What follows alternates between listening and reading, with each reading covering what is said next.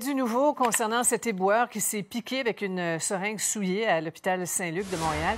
Il vient d'intenter une poursuite de plus de 100 000 $ contre le CHUM. Oui, la voici, cette poursuite, Sophie, 120 000 $ pour être précis. On revoit à l'écran des images de Jocelyn Hébert, qui était effectivement éboueur à l'époque.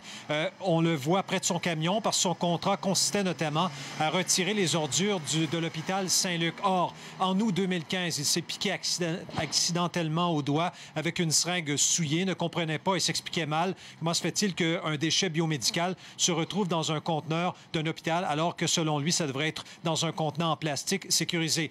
Ensuite, Sophie, il doit subir une série de traitements afin de voir s'il n'a pas été contaminé, n'est pas porteur d'une maladie. Heureusement pour lui, rien de cela, mais il dit que ça l'a affecté grandement psychologiquement. On l'écoute à ce sujet.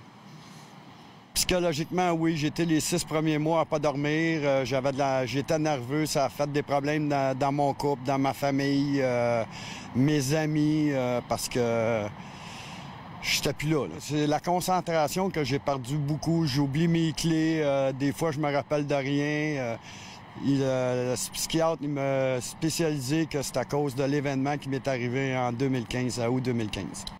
Alors, j'ai contacté le CHUM, Sophie. Ils ne commenteront pas l'affaire compte tenu du fait que cette poursuite a été logée au cours des derniers jours et que l'affaire sera judiciarisée. Alors, c'est un dossier à suivre.